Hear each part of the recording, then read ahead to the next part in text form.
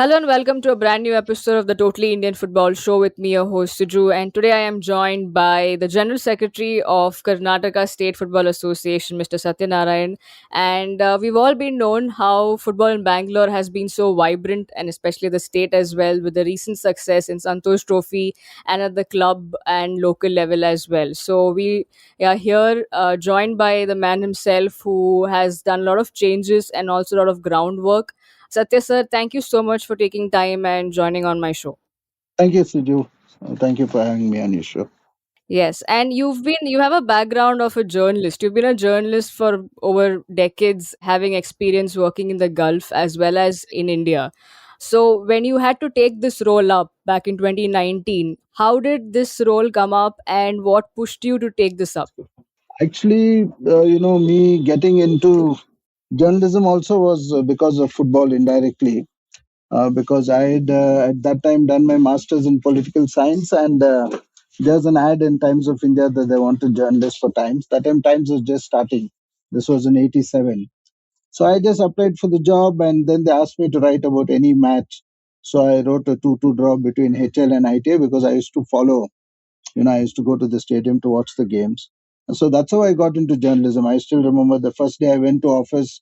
Mr. Arvindam, he was my boss. He is no more now. He asked me to go cover a match. Hockey it was. I came back and I started writing the report. He said, "No, you have to type." So I didn't know how to type. I started, with a finger, typing, and so that's how I got into journalism. I worked with Times, then I went to Deccan Herald. I had a short stint there, came back to Times. Then within 5 years, I went to Abu Dhabi.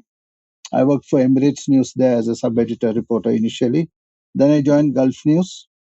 And in 2013, that is after over 20 years, when I came back, I was the deputy editor of the Abu Dhabi edition of the paper. Did a lot of sport there, which was good. And since I was always passionate about football, every time I used to come on leave, in my Pilana garden, there's a ground which was very close to my mom's house. So every time I used to come back, we used to organize an event. So I continued to stay in touch with football. And then when I came back, I had a club also, which was in the C division. So then we just got involved with the state. And then there was a group of people who were here for about 25, 30 years. So we sort of had a small, you can call it like a movement. Then Mr. Harris was the acting president, and in 2019 we had elections. So I was the unanimous choice for the general secretary. So then, whatever experience we had watching games at the highest level, traveling around the world, all that, and you mentioned something that the man behind all the success. Actually, we've got a team here. We have lots of people who help us. So that makes our job easier. And yeah, initially we just started doing what an association is supposed to do, and then from there we just started building on. And football is very, very vibrant in many parts of the city and in the districts. So that made our job easier. And luckily for us, the Santosh Trophy came after 55 years. So that sort of, I mean, you can't expect a better reward than that. And women's football also is very strong. But what gives us a lot of hope for the future is our youth leagues, because we've got, I think, one of the best youth leagues in the country, because we've got competitions in the under 9, under 11, under 13, under 15, under 18. And now we started the under 21 also. So that's it. And, I've most of the time I'm here. It's a honorary job. I enjoy doing what I do. And to see a lot of change, positive change, that actually keeps me going. So now this August is our next elections. So let us see what happens over there. But the last 4 years has really been good personally for me and for the people around me and our team.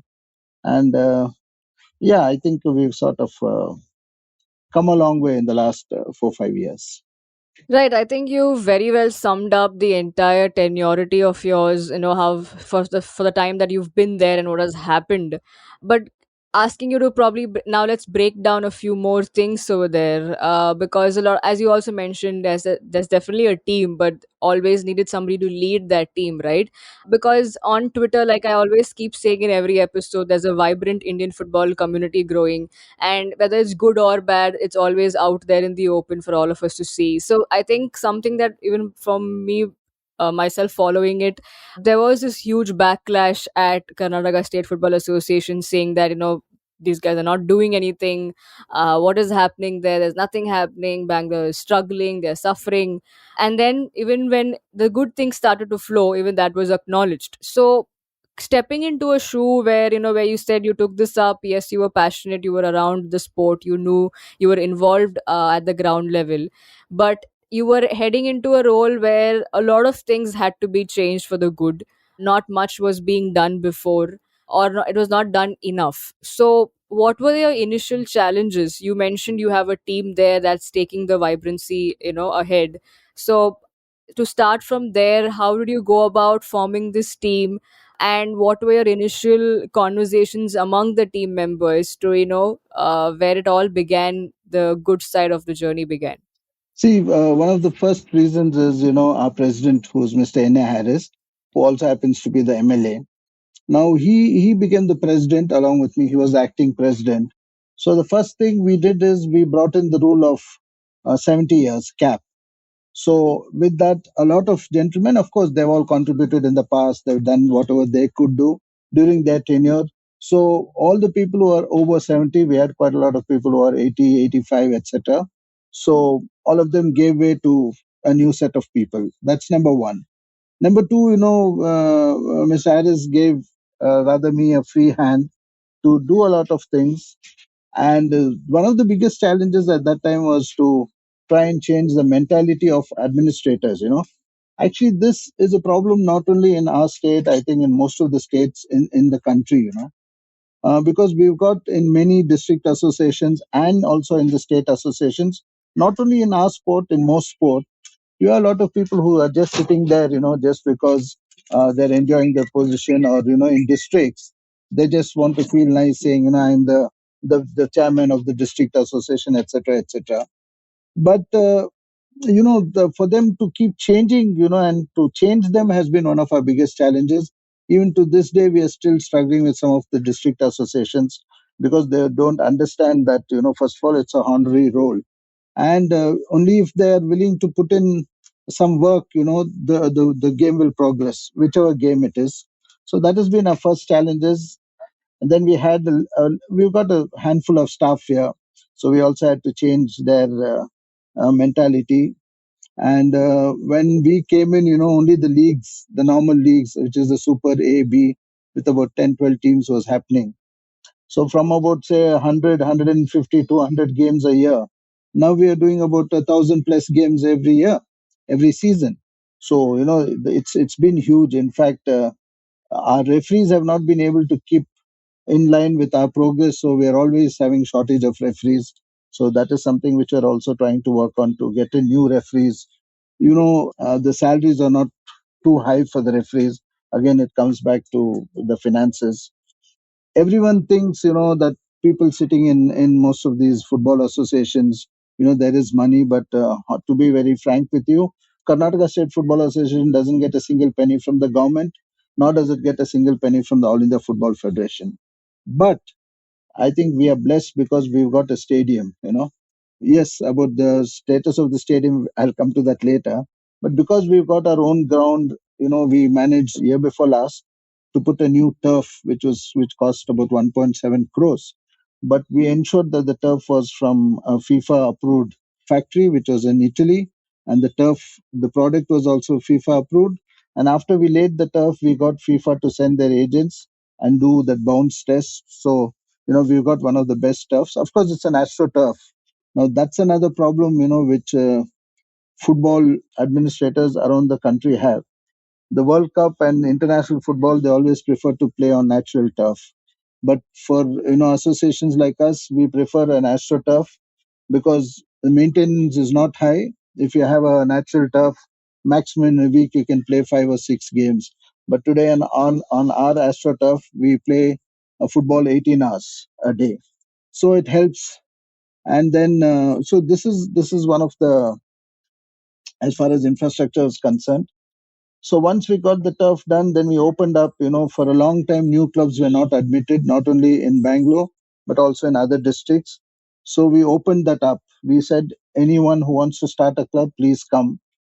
The reason why new clubs were not allowed is because some of the old clubs did not want to share their voting rights with new clubs. So what we did is we said we will welcome new clubs, but for 5 years they have to run their club every year, play in the league, and then they'll get voting right. So you won't believe it. During the COVID time, 100 new clubs joined us in Bangalore itself. So we have started a new north and a south district in Bangalore, apart from the main BDFA. So we've got about 100, 120 new clubs which have started playing, which means 100 into, even if you take 20 players, it's that many new players who are now started playing football. So yeah, coming to the challenges, yes, one of the main one was, finance, because earlier the JSW were renting out our one part of the stadium. We used to get about 5 lakhs a month. That stopped. Then we used to get some revenue because of the hoardings, around the stadium, because our stadium is located in one of the most, prime locations in Bangalore. We used to get, rather the earlier group which was running used to get about 3 lakhs. But now after there's a ban on these hoardings in Bangalore, so straight away the 8 lakhs less for us. But somehow we are managing to rent out our grounds and off-peak hours. We put some floodlights. Of course, the floodlights is not high quality to to hold matches, but it's good enough for our state teams to play. For some people to rent, some clubs have rented out to train. So we are managing to get some money, which we are putting it back into development. So now, like for example, on Saturdays and Sundays, we don't even allow our big teams to play. Our super division. We keep it only for youth football. So in that way, our youth program is very, very strong. And one of the results of that is this year in the under 18 Kalo India, we finished runners up. So that's good. We've got about, yeah, good, good. Yeah, I think in Indian football as a whole, the conversation has been putting emphasis on youth football. And as rightly so, yes, Karnataka and Bangalore does pass that test because there's a lot of competitions happening. You keep seeing social media platforms, different tournaments. There's always a representation from the city and the state. So as you mentioned the challenges of, and you've mentioned of the infra, you gave us the glimpse of the finances. How important was it for you to say and share it with the stakeholders, which includes the other clubs, the new clubs as well, to put an emphasis for them as well on youth football, that our kids at that different age groups need to play football? And how was the response like from the clubs and different stakeholders in the state? See, about 4 years back when we started, I think we just had about 7 or 8 academies. Out of that, five of them were of a good level, which was accredited to the All India Football Federation. Today, we've got 25 clubs and academies playing youth football. So, their league goes on to almost about 4 months. I think each club plays about 15 games, which is good. See, that is one of the challenges which I personally face is to give more game time, both for our senior clubs as well as to the juniors. Around the world, I think the top football countries, even kids play about 50 matches a year, which is almost every week they play 1 week, they play a competitive game. For us, normally football ends with about 10 to 15 games in one season, that is for the whole year. So that is something which we are trying to change. So we are looking at more football facilities. In that way, Bangalore, we are a little lucky because apart from our stadium, we've got the South United ground. We've got a ground in HL, the Sai ground. We started borrowing it now. And we've got lots of small, small pitches around the city. And you'll be surprised that each one of these small, there could be a five-a-side or a seven-a-side. They're busy till night 1 o'clock. People pay and play. So that is how popular the game is, not only in our city, in quite a few cities in the country. So, it is popular. But, of course, at the national level, we need to improve. And we've got a new AFF committee which came in September, and my president is also the vice president of the All India Football Federation. And coming to this grassroots, day after tomorrow, there's an executive committee of the All India Football Federation, and they're going to unveil two new policies. One is the country's youth grassroots and youth football is one thing which they're going to unveil. And the second one is FIFA's Football for Schools program. Yesterday, they just had a meeting. I'm also the vice chairman of the grassroots committee of AFF. So we had a meeting. So that is going to be rolled out very soon, where FIFA is giving us about lakhs and lakhs of balls. So we have to, in association with some government schools and other schools, the ministry is also getting involved. So that could be an exciting project where kids in many places where football is not yet gone there, we could get them to start playing football. So yeah, that's for the grassroots. Actually, that is breaking news for you. Yeah, that's breaking news for you because it's, Yeah, yeah, yeah. tell me. Yeah, absolutely. I think thank you for sharing those aspects. Though this episode probably would drop next week. I mean, we're recording this on the 12th of April just for our listeners, but still it is fresh out here. You heard from the man himself. Coming to a point which you made in your opening statement was the fact and emphasis of how good not just the men's football is, but also emphasis on the women's football. Now, when we also look at the state leagues or the local leagues, and recently they concluded the first phase of the senior national championship for the women. Bangalore also tops in that aspect as well, and you were also one of the hosts for one of the groups that played, and Manipur, if I'm not wrong, topped in that group.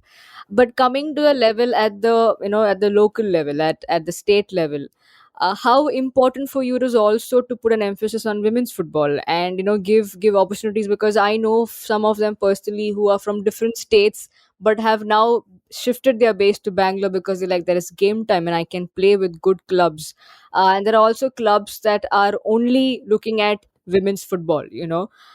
So how have how is the response from you and from those stakeholders, and how is this partnership of wanting to also grow women's football as we grow the men's as well?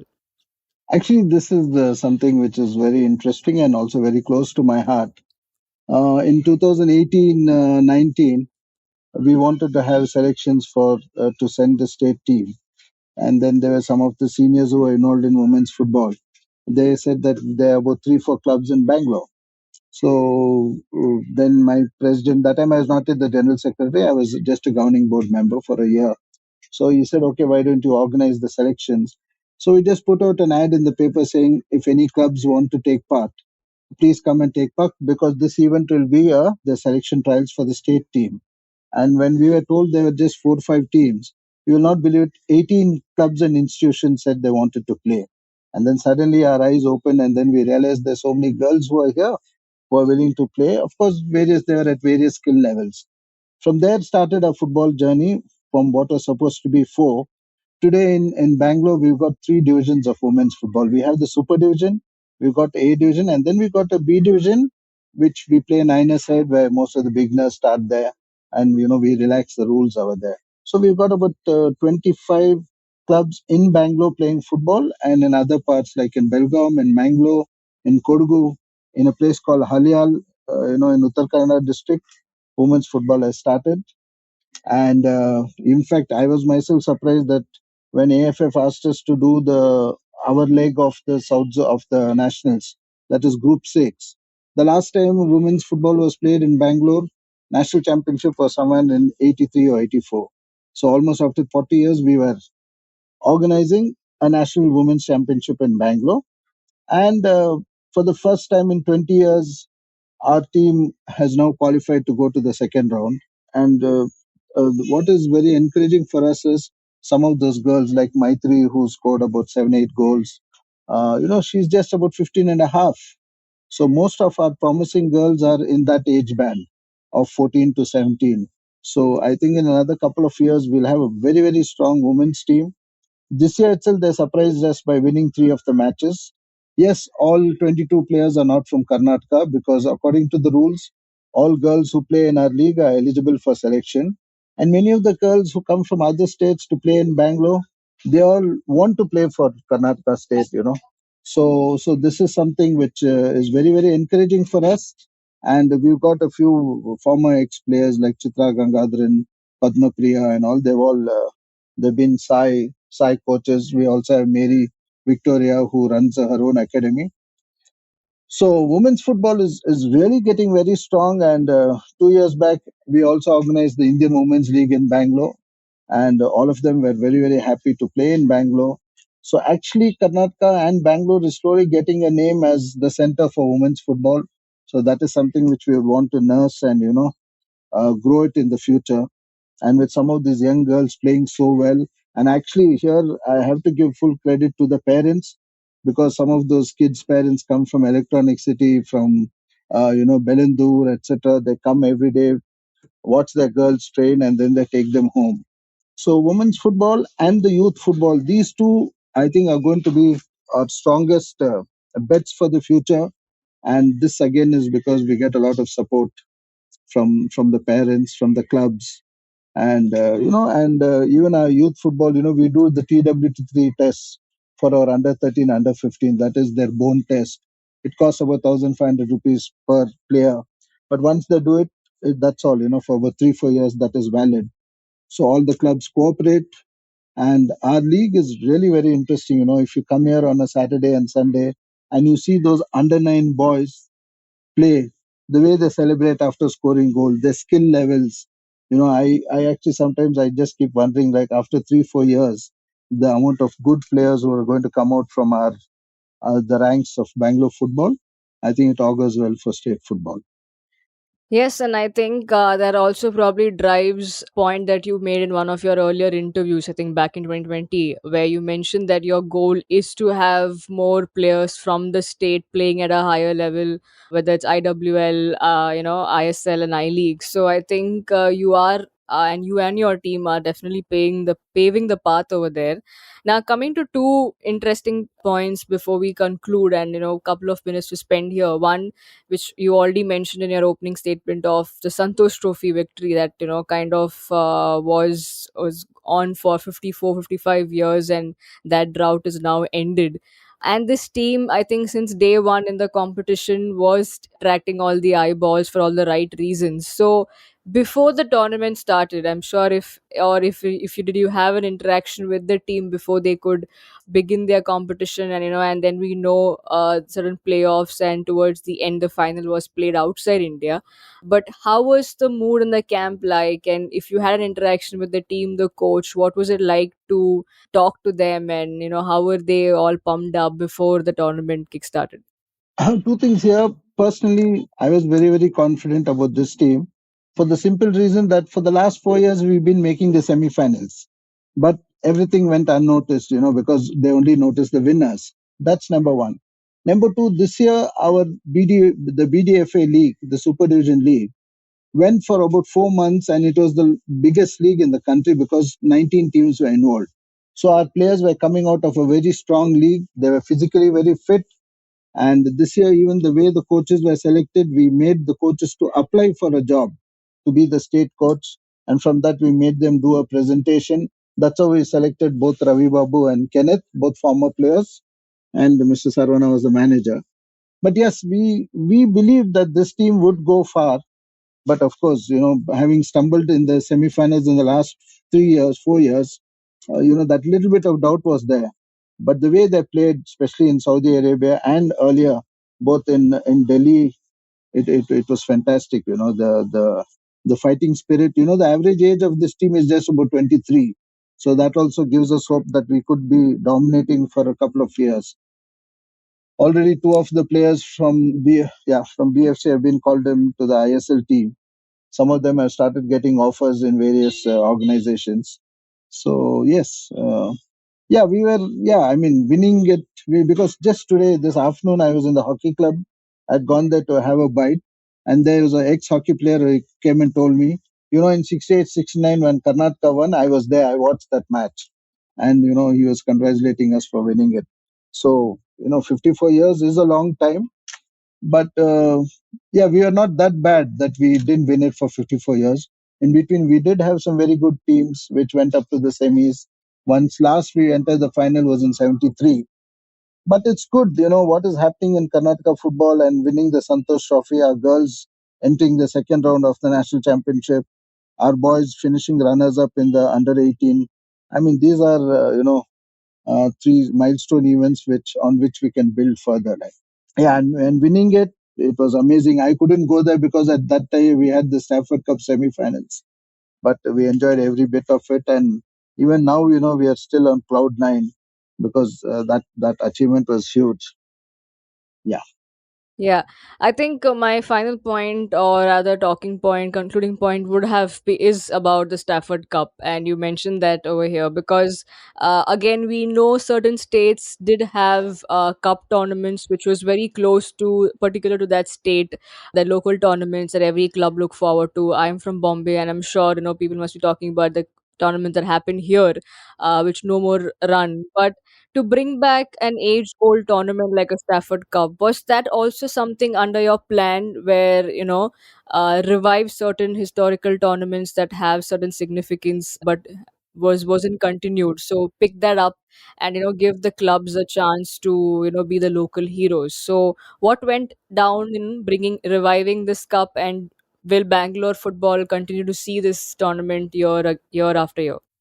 Two things, one is I've also grown up watching the Stafford Cup, both played at the cricket stadium and at the RSA stadium and Continua stadium. Second is we had little bit of excess income this year. So instead of paying taxes, etc., we discussed with the president. He said, okay, let's do an event. And the only event which we could do was the Stafford Cup.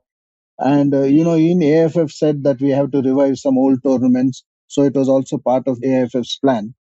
So the minute we found a gap of about 10 days, between the I League second division and the Santosh Trophy, we immediately went for it. It really turned out to be quite successful because we got about 8, 9 teams from outside the state to come and play. So what we are looking at is, and this is something which the AFF president was in Bangalore for the finals. So we want some of these tournaments to be revived. And earlier, like I was telling, our clubs, our players don't get enough game time. So if in Bombay we revive the Rovers Cup, in Delhi, we revived the DCM trophy. Then we had the Chakola Gold Cup in Kerala, the Saint Nagji Memorial. In Chennai, we used to have the Vittal Trophy. Then there's a Bordole Gold Cup, I think, which still keeps going on. So even if we have about 5, 6 of such events are revived, with or without the help of All India Football Federation, then the clubs which are now in the I League and I League second division, etc., can start playing because club football is what attracts spectators to the grounds. We've seen that when BFC played here in Bangalore, or when Kerala Blasters plays there, or in Northeast, how people come to the ground. So I think AFF is also going in that direction, and even I'm sort of speaking to some of my fellow general secretaries in other states. So maybe next year, next season, we can see a few more of these traditional tournaments being revived, so that the big teams, let it be Kickstart of FC Bangalore United or this year's champion Sporting Club Bangalore, they will all get to keep their players for a longer tenure of 10 months and start playing in these events. In fact, just before this event, the Kolhapur people called me. They're going to have a tournament and they wanted to invite a team from Bangalore. So this augurs well, that because club football today is run by private people. Earlier in Bangalore, club football was run by all the private sectors like HAL, ITI, LRD, CIL, MEG, ASC, etc. But now most of them have stopped their football. Even clubs like Income Tax, AGRC, and all that are not concentrating much. So it is the private people now who run clubs. So for these clubs to survive, we need more tournaments so that they can go and play and the players get more chances. So we just hope that the revival of Stafford Cup for us was huge because it's been 30 years and we didn't even know that. We thought it just stopped about 10 years back. But then suddenly we realized it's been 30 years. We are very happy we revived it. So, in this year has been a milestone year for us. We won the Santosh Trophy, we revived the Stafford Cup, we brought senior national women's to Bangalore, we qualified for the second round. So, with our elections coming up in August for the next term, I think the success could not have come at a better time. Yeah, and also, I mean, the BFC's success continues as well. I Yes, mean, a yes, season yes. that was turned around within with the new year, and going on to be the Amazing. runners up. So yeah, definitely a lot of good things, and that's exactly why everybody's eyes are on Bangalore and on Karnataka, especially with regards to all sports, but especially with football. Sir, thank you so much, for coming on the show and sharing and giving us an insight and a I glimpse. just need a word. Sure. I just have to thank the support we get from the AFF, the coaches department, because we had about 20, 30 coaching courses in Bangalore. Then we've got a lot of volunteers here who really help us. I've got a lot of people who come without expecting anything, who want to be part of this huge movement forward. Then we have companies like Sports Paddock, Sports KPI, then even the grounds like HL, South United, they give us their grounds. The HL ground by Chungbutia Football Club, they give us their grounds. Sai is giving us their grounds. So, it is, yeah, like, sometimes people think there's just one man driving it, but the support BFC, they're huge. They have a lot of youth tournaments, they do it on our behalf, then they support us. FCBU, so it's kickstart. When the team came from after winning, they gave us their bus, etc. So all this, the support which you get, and our own staff, my own deputy secretaries, our vice president, of course my president is always there.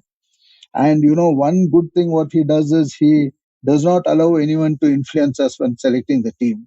Though he himself gets a lot of pressure from his ex-ministers, from the CM, sometimes our ex-PM's office also calls. But that is one thing in the last 3 to 4 years, we absolutely don't get anyone to influence in the selection of a team.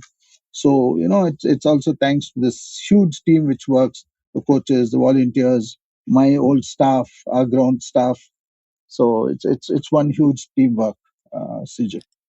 Yeah, yeah. And I think, even in my closing thoughts, I was just about to mention about a point where, because that's something, even now that you even mentioned, specified each of them and the contribution by everyone involved. But I think that's something I took away from the time you started talking about it, because it's definitely not a one man show. Yes, probably one person leads, but you need an entire, it's like a village, that it takes a village to grow a child or nurture a child, something similar to that, right? So I think the whole point of coming together, working together, definitely benefits the larger prospect of all that we want to achieve for Indian football, whether it's more game time, whether it's having more clubs, so there are more opportunities for men and women. But sir, thank you so much for taking time off and coming onto the show, sharing all that you did. It was really enlightening, and I'm sure for those who are listening to this, do take cues, and let's probably all work together in the betterment going ahead. So thank you once again, sir. Thank you, Siju. Thank you. It was a pleasure speaking to you.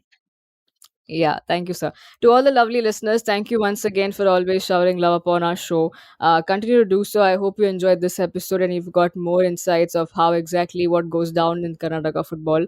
But thank you once again, and we are available on all the audio platforms. Do listen to the ones that you prefer to. This is the Totally Indian Football Show signing off. Catch you in the next episode. Thank you.